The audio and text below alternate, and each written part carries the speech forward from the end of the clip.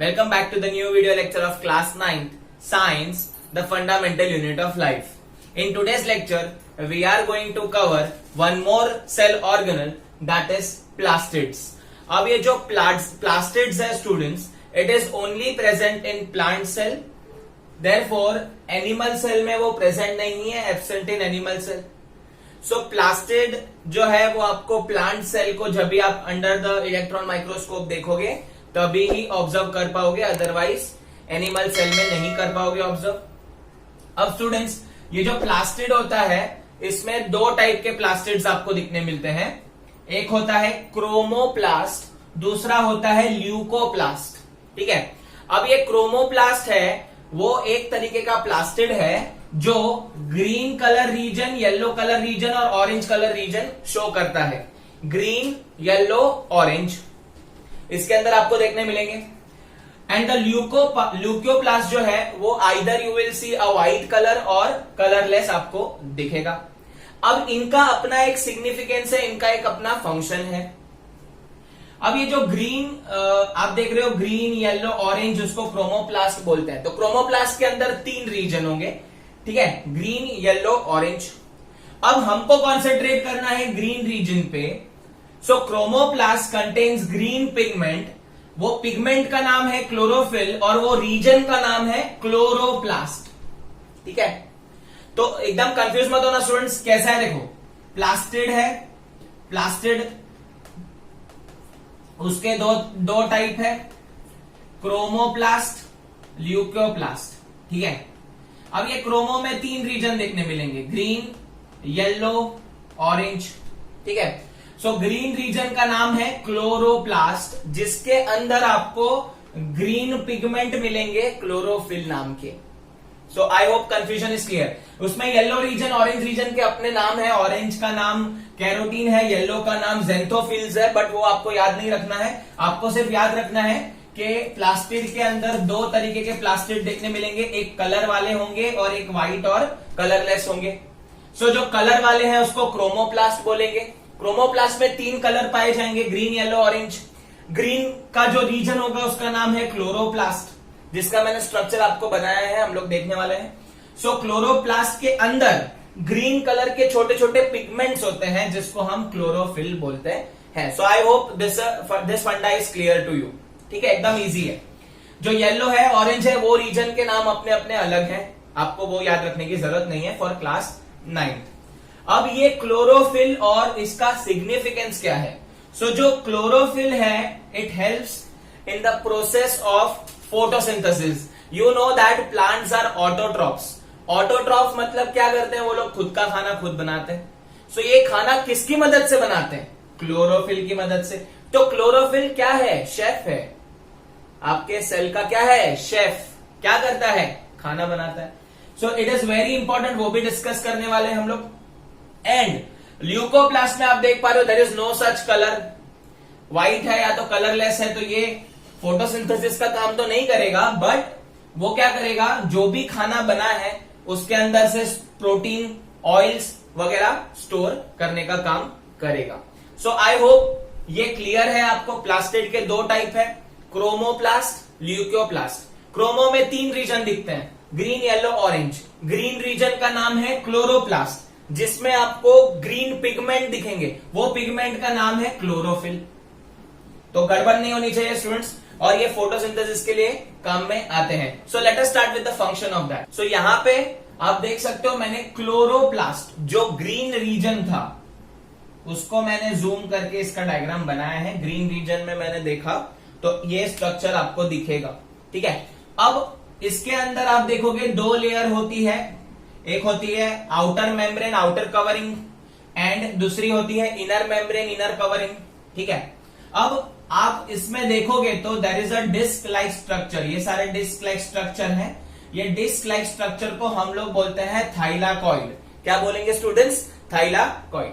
And आप देख पा रहे हो ये पूरा का पूरा अंदर का जो रीजन है, जैसे न्यूक्लियस में हमने न्यूक्लियोप्लाज्म देखा था, जैसे हमने साइटोप्लाज्म सेल के अंदर सारा का सारा मैट्रिक्स था, लिक्विड मैट्रिक्स था, उसको हमने साइटोप्लाज्म बोला था, वैसे ही ये जो अंदर का रीजन है, जो मेम्ब्रेन बाउंड है, वो रीजन को हम लोग, जो मैट्रिक्स है या फ्लूइड मैट्रिक्स है, उसको हम लोग स्ट्रोमा बोलेंगे। ये जो वर्ड है वो आपके एनसीईआरटी में दिया हुआ है, so we need to understand this. तो that's why we need to draw the diagram of chloroplast. ठीक है, सो क्लोरोप्लास्ट दो आउटर कवरिंग है, इनर एंड आउटर। उसके अंदर आपको डिस्क लाइक स्ट्रक्चर मिलेंगे जिसको हम बोलेंगे थाइलाकॉइड। और भी बहुत सारे इसके अंदर नाम है, वो हम लोग अभी क्लास 9 के लिए नहीं सीखेंगे।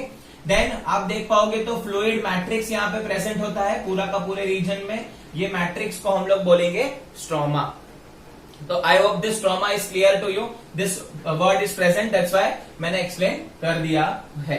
अब आप बोलोगे सर ये क्लोरोप्लास्ट है तो इसमें क्लोरोफिल कहाँ है? क्योंकि मैंने बोला था ना क्लोरोप्लास्ट के अंदर क्लोरोफिल पिगमेंट होते हैं, ग्रीन पिगमेंट। तो स्टूडेंट्स ये जो डिस्क लाइक स्ट्रक्चर है ना थाइलाकॉइड, इसके अंदर इसके सरफेस पे आपको क्लोरोफिल मिलेंगे और यहां पे वो केमिकल प्रोसेस करेंगे ऑफ फोटोसिंथेसिस।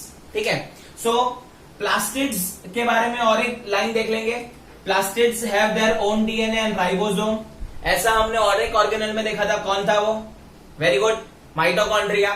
माइटोकॉन्ड्रिया के पास डीएनए और राइबोसोम होते हैं, तो कभी भी वो लोग रेप्लिकेशन खुद का कर सकते हैं without the permission of nucleus. अब स्टूडेंट्स इसके फंक्शन में क्लोरोफिल का फंक्शन देख लेते हैं। Chlorophyll perform photosynthesis. जो प्लांट होता है वो क्या करता है? एटमॉस्फेयर में से CO2 लेता है एंड वाटर लेता है, वो दोनों को कंबाइन करके सनलाइट की हेल्प से, ठीक है, सोलर एनर्जी की हेल्प से और क्लोरोफिल की मदद से ये प्लांट जो है ये अपना खाना खुद बनाते हैं लीफ स्ट्रक्चर के अंदर, और शुगर या तो ग्लूकोज एंड O2 रिलीज होता है एज अ प्रोडक्ट। तो ये बेसिक फोटोसिंथेसिस का प्रोसेस है, इसका डिटेलिंग हम लोग क्लास 10th में सीखेंगे।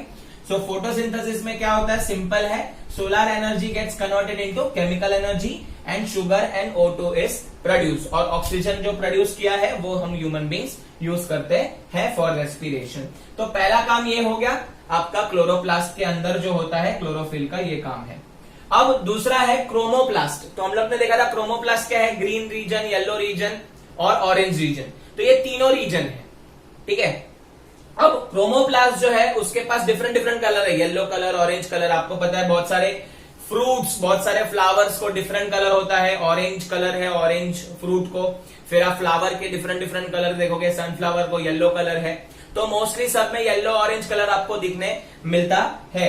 सो that is the colour due to chromoplast. Chromoplast के पास येलो कलर है, ऑरेंज कलर है, ग्रीन कलर है, इसके वजह से डिफरेंट डिफरेंट कलर आपको फ्रूट्स और फ्लावर में देखने मिलते हैं। तो पहला काम क्लोरोफिल का, फोटोसिंथेसिस, इंपॉर्टेंट।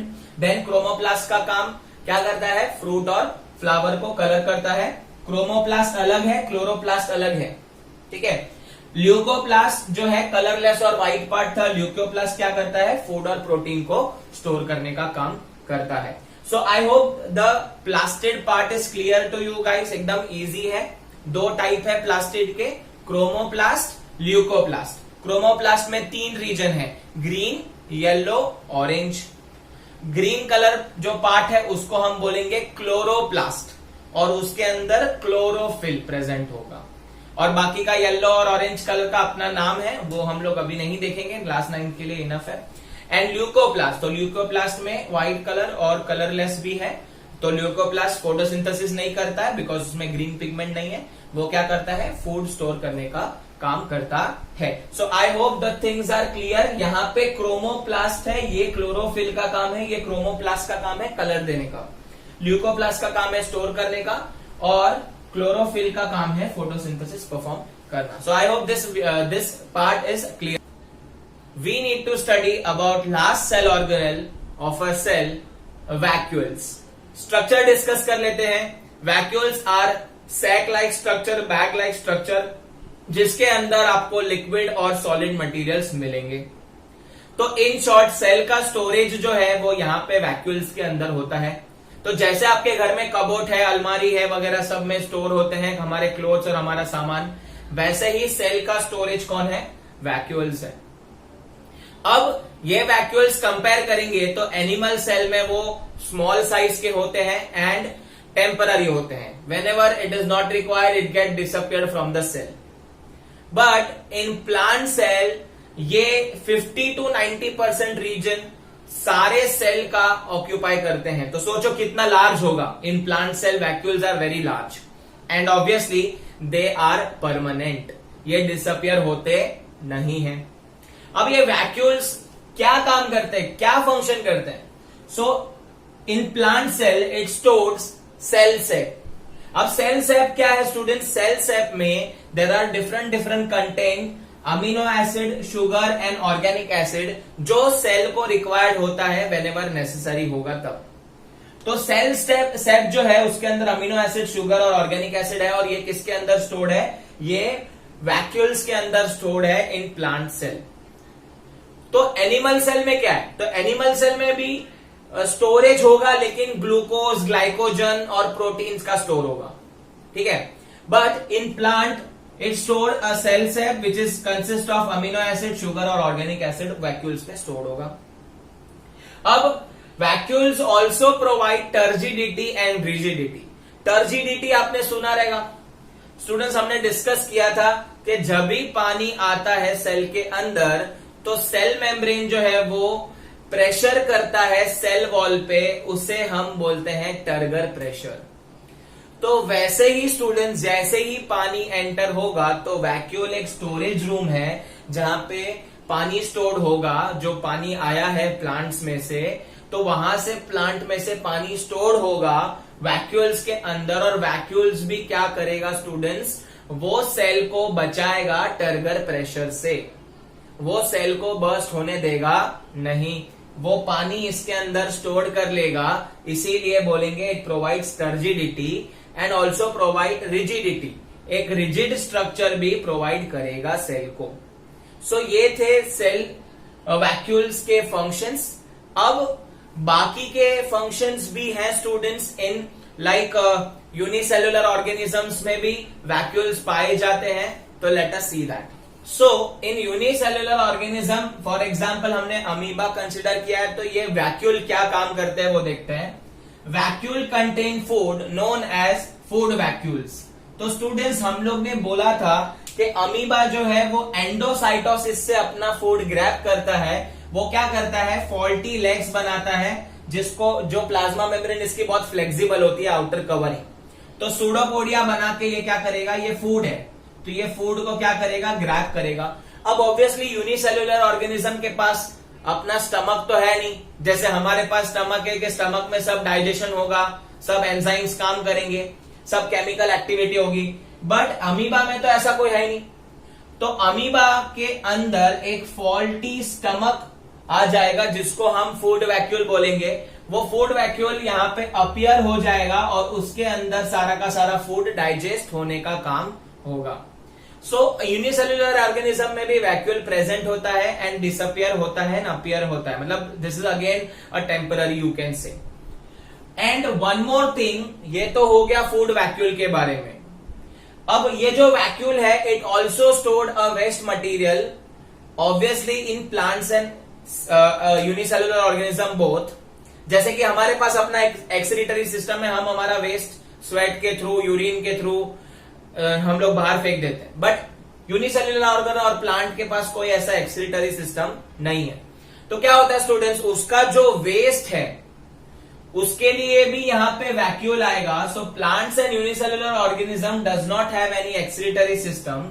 सो वैक्यूल क्या करेगा? वो वेस्ट और एक्सेस ऑफ वाटर को स्टोर करेगा।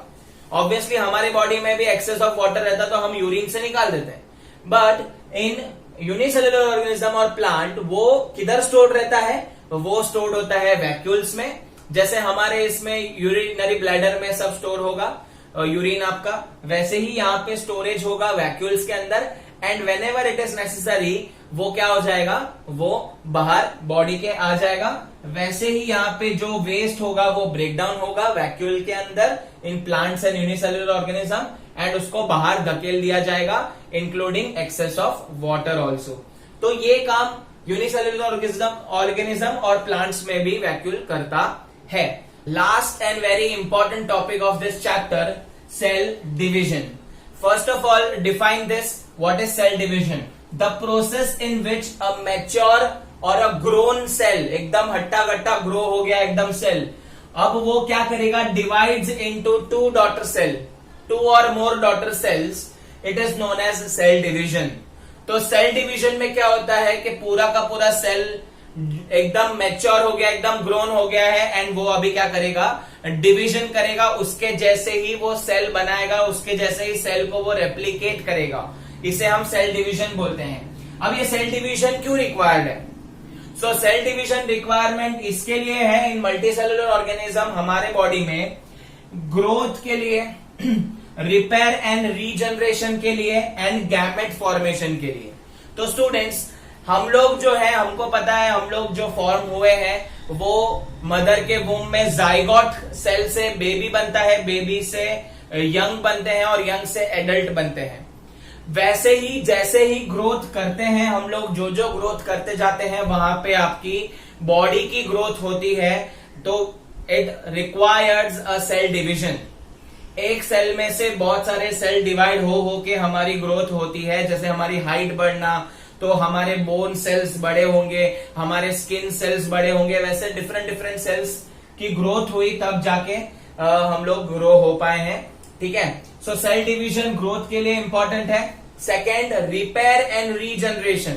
अब जब हमको कुछ भी हर्ट होता है या खून बहने लगता है तो वहां पे रीजनरेशन होना जरूरी है, रिपेयर होना जरूरी है। तो जैसे आपको स्किन पे कुछ लग गया है तो थोड़े दिन के बाद आपकी स्किन रीजनरेट कर लेती है, रिपेयरिंग कर लेती है। तो वहां पे क्या होता है, जो सेल होते हैं एट प्रेजेंट वो डैमेज हो जाते हैं, एंड वहां पे नए सेल की ग्रोथ होती है, रिपेयर होता है। तो उसके लिए भी सेल डिवीजन जरूरी है। दूसरे सेल्स आपको हेल्प करेंगे वहां पे रीजनरेट करने के लिए। And the third and the very important is gamete formation. मतलब जब मेल एंड फीमेल रिप्रोड्यूस करेंगे और एक एग बनाएंगे, जाइगोट बनाएंगे, गैमेट बनाएंगे, तो गैमेट फॉर्मेशन के लिए भी सेल का डिवाइड होना जरूरी है। अब सेल डिवीजन टोटल 2 टाइप से होता है हमारे मल्टी सेल्यूलर ऑर्गेनिज्म में, जिसका नाम है माइटोसिस एंड मियोसिस। याद रख लेना, माइटोसिस एंड मियोसिस। ये फर्स्ट एंड सेकेंड में हमेशा माइटोसिस होता है। तो माइटोसिस तरीके से सेल डिवाइड होता है, वो क्या है हम देखने वाले हैं। And whenever we are going to talk about gamete formation, whenever we are going to talk about reproduction, then meiosis होता है स्टूडेंट्स, meiosis होता है। ये डिटेलिंग में मैं बता दूंगा क्या है, इतना याद रख लेना।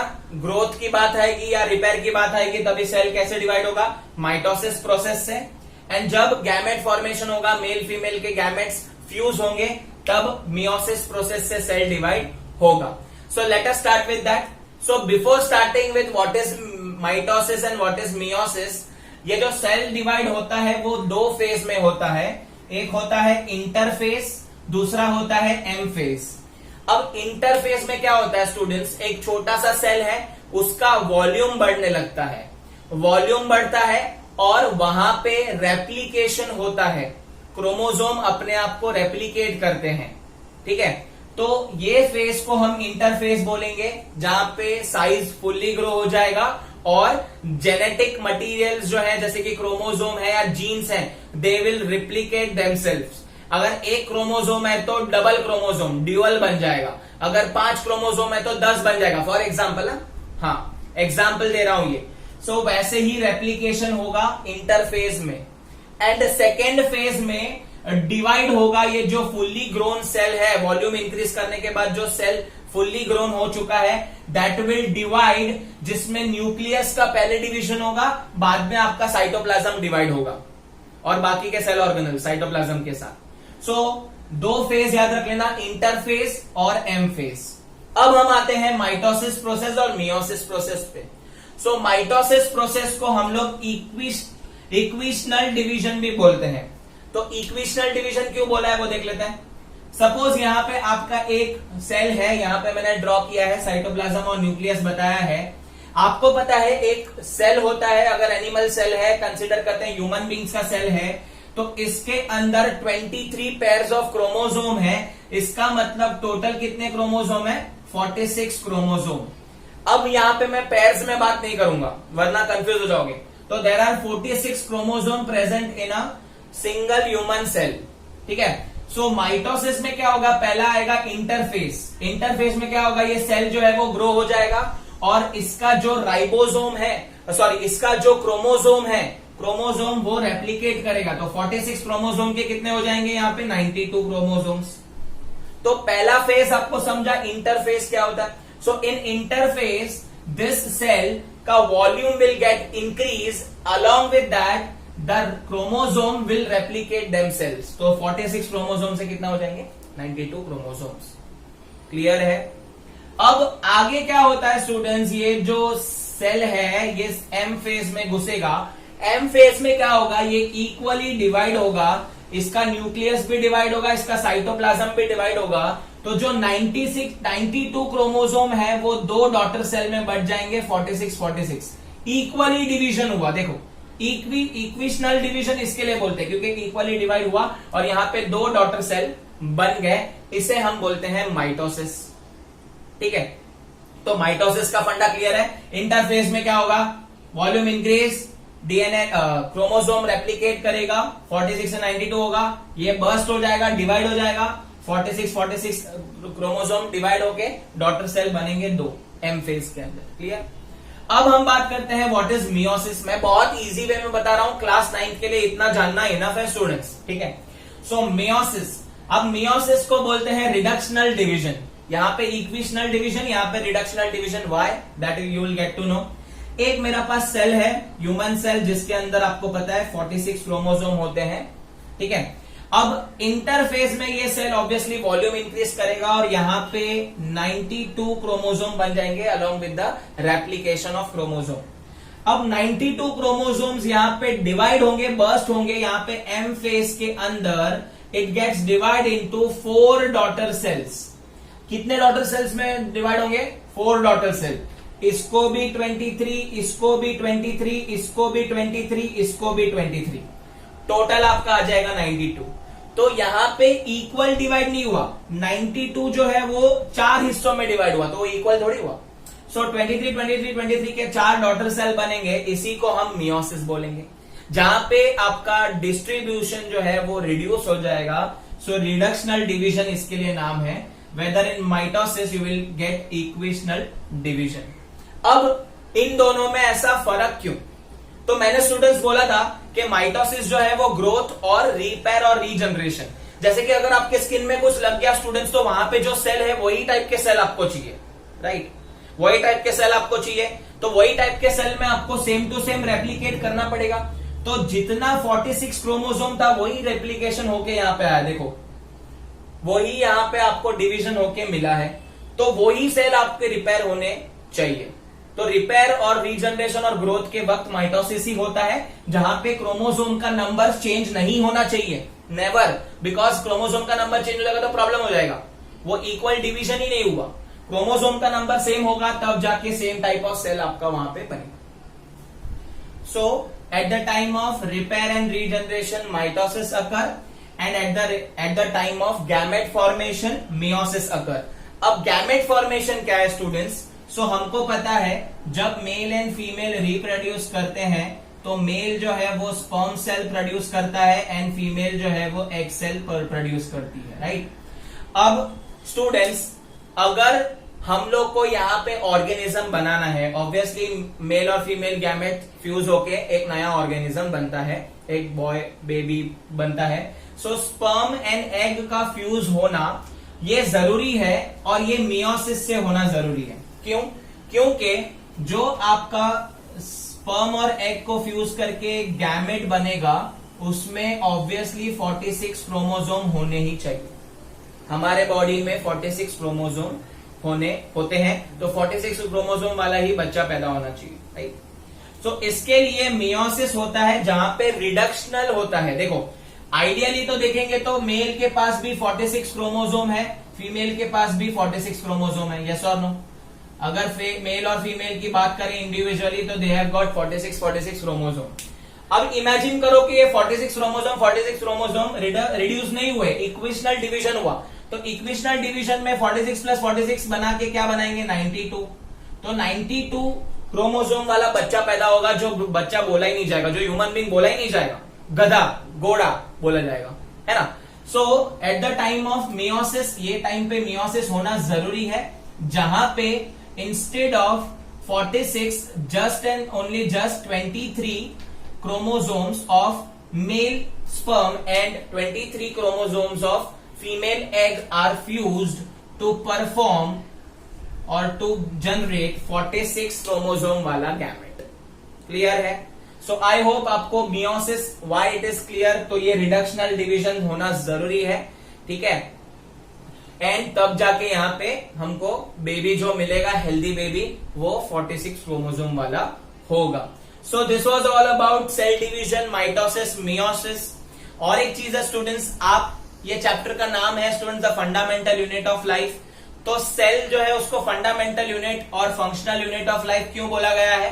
Because it performs various function, various metabolism activity, various chemical activity जो हमको डेली हेल्प करती है रेस्पिरेशन में, फूड ब्रेकडाउन में, फिर वेस्ट मटेरियल डिस्पोजल में, प्रोटीन फॉर्मेशन में, एंड ऐसे कई सारे काम करती है। तो इसके लिए सेल का बहुत इंपॉर्टेंस है एंड उसको फंडामेंटल और बेसिक यूनिट ऑफ लाइफ बोला गया है। सो आई होप आपको ये वीडियो पसंद आया स्टूडेंट्स। आपने इसे लाइक तो कर दिया होगा, जस्ट इसे आपके फ्रेंड्स के साथ शेयर कर देना, एंड चैनल को सब्सक्राइब नहीं किया है तो चैनल को सब्सक्राइब कर दीजिए। Thank you so much for watching this video. Keep learning. ये चैप्टर यहीं पे एंड होता है।